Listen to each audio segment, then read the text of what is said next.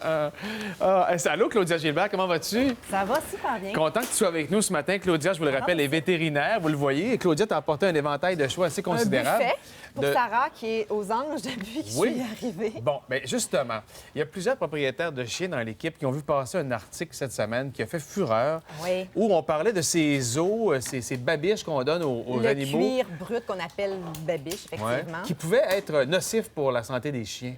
Dangereux. Et on a mentionné aussi dans l'article que apparemment qu'il y a certains de ces produits qui pourraient contenir du cuir de chien, selon une enquête qui a été effectuée par la Human Society International, selon l'article. J'ai contacté cette dame-là qui a écrit l'article, très sympathique, mais elle n'a pas écrit l'article d'elle-même, elle l'a traduit de l'anglais d'une page Facebook. En fait, c'est un message qui a été posté sur la page Facebook d'une animalerie en Ontario. Alors, j'ai contacté la Human Society International qui n'a pas pu me répondre dans les délais. Par contre, j'ai vérifié sur leur site Internet, leur page Facebook, j'ai rien trouvé qui pouvait me donner d'informations sur cette enquête-là. Mettons que l'article sur la page Facebook en question est erroné. Partons du reste. Allons-y comme si on n'avait pas vu passer ça. C'est ça. Parlons de ça. Est-ce que ça se peut qu'il y ait de la peau d'animaux là-dedans? De peau de chien, d'animaux, oui, mais de peau de chien, j'ai évalué moi-même. J'ai parlé avec différents collègues. Et effectivement, je peux pas... On n'est pas à l'abri de ça. Parce qu'il y a plusieurs de ces produits-là, comme on le voit, qui sont vendus en vrac. Est-ce qu'il y a un moyen pour nous de vérifier d'où proviennent ces produits-là? Non. Souvent, même dans l'emballage, on voit que c'est écrit fabriqué au Mexique, fabriqué en Chine, fabriqué... On pourrait se dire, OK, on va choisir les produits qui sont fabriqués au Canada ou aux États-Unis, comme ça, on va être sécurisé.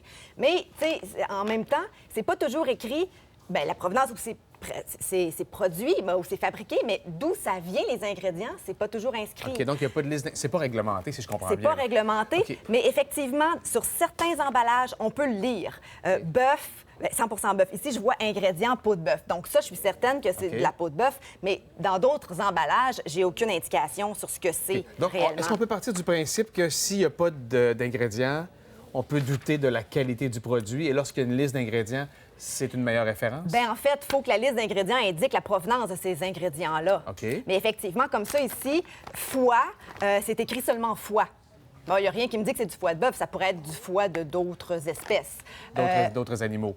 Oui. Ceux-là, c'est bien écrit, indiqué bœuf 100 foie de bœuf 100 C'est indiqué aussi la provenance des animaux qui ont été utilisés et que c'est des animaux qui ont été inspectés par le gouvernement. Même des collègues disaient que certains de leurs animaux vomissaient, avaient des problèmes de digestion en prenant ça. C'est assez fréquent. Il y a des risques reliés. C'était mentionné dans l'article. Effectivement, il y a certains risques. Les animaux peuvent s'étouffer, par exemple, avec les os qui sont roulés, la peau roulée avec des nœuds chaque bout.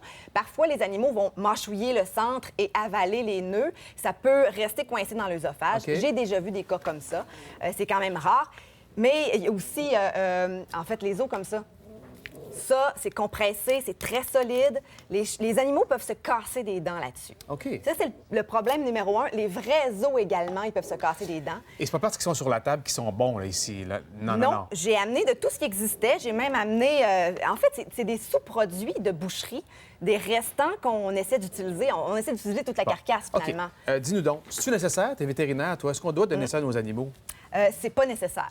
Non? La seule raison pour laquelle, en tant que vétérinaire, on en recommande, c'est les languettes comme ça. On en vend chez le vétérinaire des choses comme ça. On vérifie la provenance et tout ça. C'est tous des produits qui peuvent potentiellement être contaminés par la salmonelle aussi. Il faut le mentionner. Il faut faire attention avec ça.